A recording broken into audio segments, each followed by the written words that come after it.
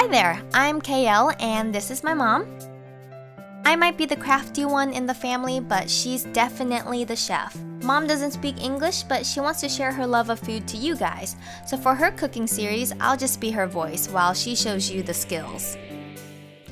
And today we will be making pho, or as a true Vietnamese person would say, pho.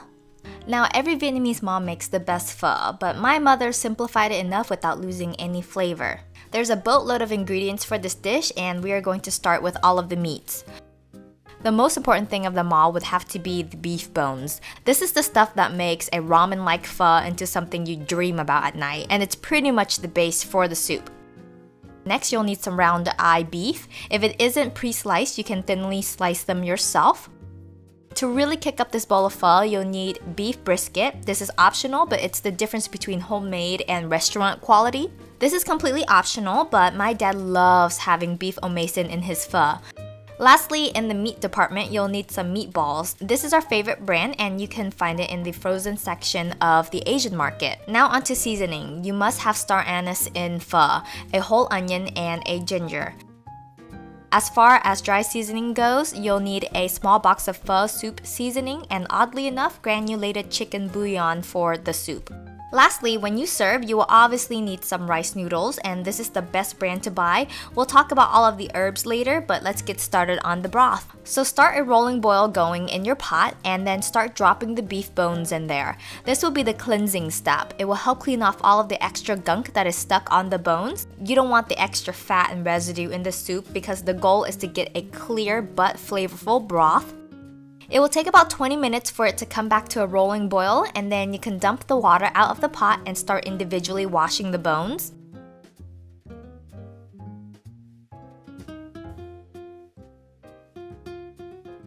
Next, fill up the pot again and place all of the bones back into the pot and place it on a medium heat. Now take the beef brisket and place it inside of the pot, and be careful not to overflow. My mom is an expert at this, and she knows how to top off the pot without spilling. With the pot still on medium, you're going to start cutting your onion and ginger in half. Now place the flat side down on a pan and let it char. If you have a grill, you can do that too. Mom used to just char it on her gas stove, but we now have electric, so this will have to do. After 10 minutes, flip everything over and let it char on the other side. It's going to end up looking very burnt, kind of like this. Now with the pan still hot, throw in about 4 tablespoons of star anise onto the pan and toss it around until the licorice aroma starts to fill up your nose. And that takes about 2 minutes or so. Because my mom worries about carcinogens, she's going to shave some of it off on the onion and the ginger. Please do not do this, but you will mash the ginger up with a blunt object, and not how my mom is doing it with her knife.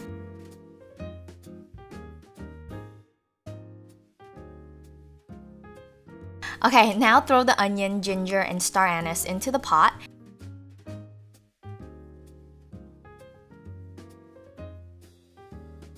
And while you're at it, season it with half a tablespoon of salt and then the pho seasoning cubes. Usually a box comes with 4 cubes, so toss all 4 of them in there. So now you're gonna let the pot simmer for 4 to 5 hours, and occasionally you're going to skim away the oils and fat at the top of the pot.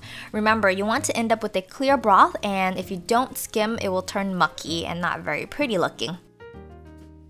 About 1 hour before serving, you're going to let the meatballs thaw in room temperature, and you're going to cut each one in half and just toss them into the pot.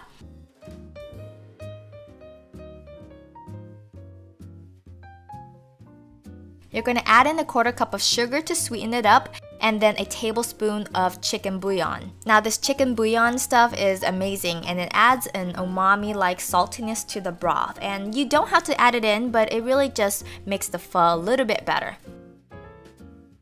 If it needs a little more salt, go ahead and add in another half a tablespoon. Around approximately the 3 to 4 hour mark, you can fish the brisket out and cut it into small slices. Basically, if you can poke a chopstick through the brisket, then it's finished. Just don't overcook it because mushy brisket isn't yummy to eat. While the pot is still simmering, my mom cuts up the omaysum into little thin strips, and she also has another pot going into a rolling boil.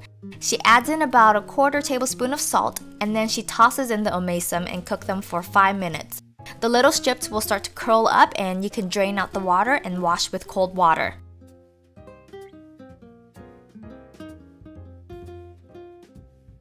Next, she squeezes the extra water out of the omaysum and sets it next to the sliced brisket.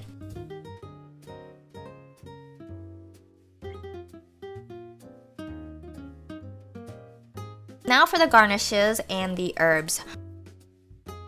Mom went ahead and plucked a couple of Thai basil for her pho from her garden, and we also have fresh bean sprouts set aside. For the chopped herbs, Mom chops up some coriander, and if you can't find it, flat leaf parsley would do just fine. She also chops up some green onions, and she finally chops up her culantro.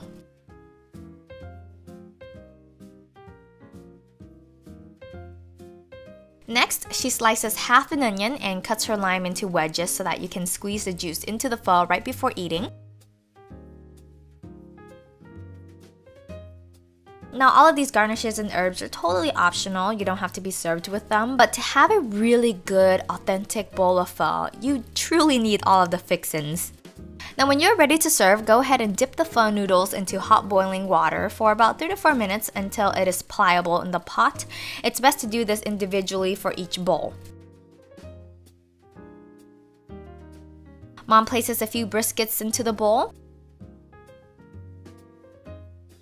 Then some omaysum if you choose to have it with your pho, a few slices of round eye beef, all of the chopped herbs like the green onions, culantro, coriander, and onions. She tops the whole thing off with the broth and a few meatballs, and you are ready for heaven in your mouth. By the way, the round eye beef will cook once the broth is poured right into it, so don't worry about that. And now you can go ahead and add more garnishes if you want, such as the Thai basil, bean sprouts, and lime. Also, you can never go wrong with sriracha and hoisin sauce. I know this is a really long process, but once you have a good bowl of pho like this one, restaurant pho seems to always never measure up. So I hope you guys enjoyed this cooking video. Remember to like and subscribe for more Cooking with Mom every Monday. Ngò này ăn phở là phải có cái ngò này quan trọng cho tô phở. Ăn phở không có ngò này nó không ngon, mà ngò này ta cắt nhỏ. Rau muống.